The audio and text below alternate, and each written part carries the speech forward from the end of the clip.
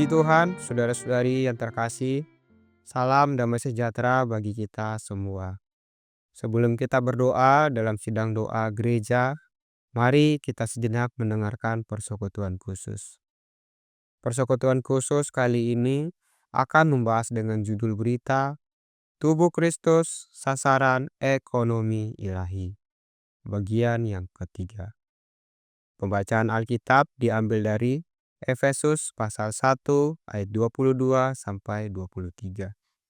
Ayat ini mengatakan, "Dan segala sesuatu telah diletakkannya di bawah kaki Kristus, dan Dia telah diberikannya kepada jemaat sebagai kepala dari segala yang ada. Jemaat yang adalah tubuhnya, yaitu kepenuhan Dia yang memenuhi semua dan segala sesuatu." Tubuh Kristus adalah kepenuhan dari Kristus yang al-muhid, yaitu kepenuhan Dia yang memenuhi semua dan segala sesuatu. Pada sisi yang lain, gereja adalah tubuh, dan tubuh adalah kepenuhan Kristus. Tubuh merupakan kepenuhan kepala, dan kepenuhan adalah ekspresi dari kepala. Kepenuhan Kristus merupakan hasil dari kenikmatan kita atas kekayaan Kristus. Dengan kata lain, kepenuhan Kristus ialah Kristus yang dialami oleh kita, diasimilasi oleh kita, yang disusun ke dalam diri kita untuk menjadi unsur kita. Kekayaan Kristus itu berada di luar kita dan bersifat objektif, yang belum melewati kenikmatan dan pengalaman kita.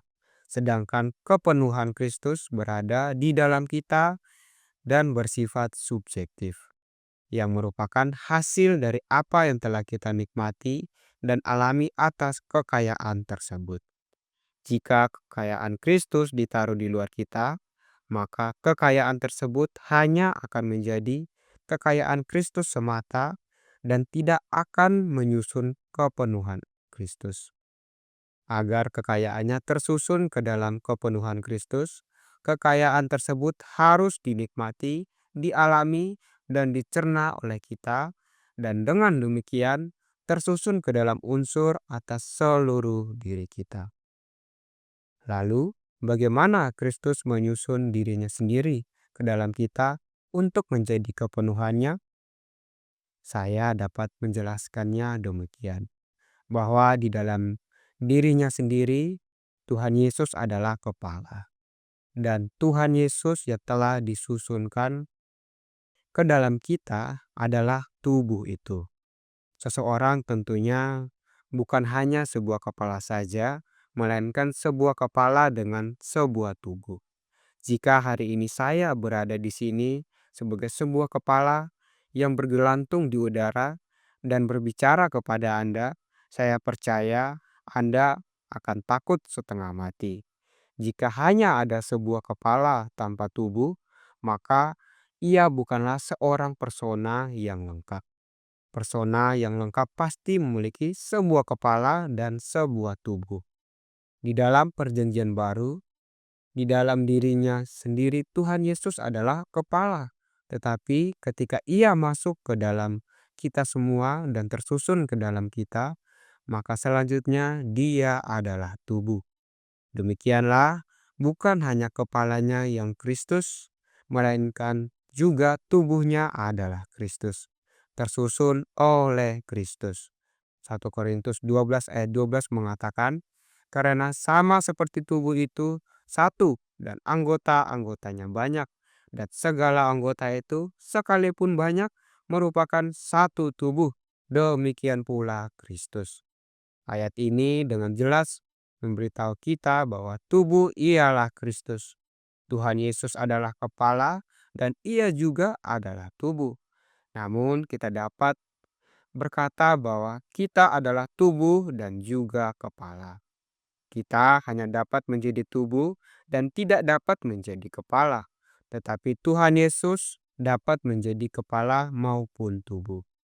Di dalam dirinya sendiri, Ia adalah kepala, dan di dalam kita secara kolektif, Ia adalah tubuh.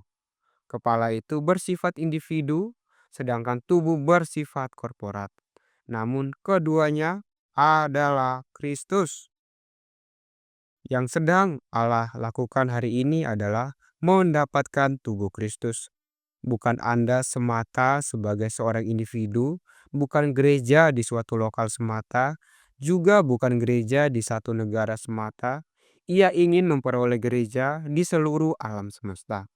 Karena itu, di dalam hidup gereja kita hari ini, kita perlu dibaurkan dengan semua saudara-saudari di muka bumi.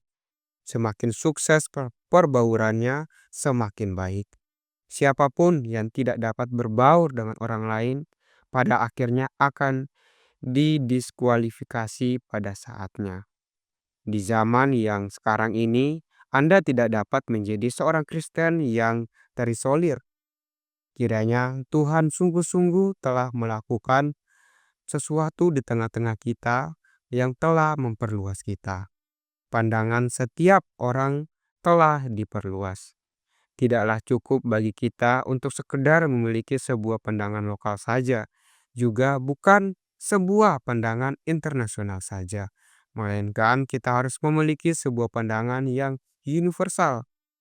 Kita perlu melihat bahwa Kristus sedang mengejar sebuah tubuh, dan Allah akan mempersiapkan sebuah tubuh bagi Kristus. Amin.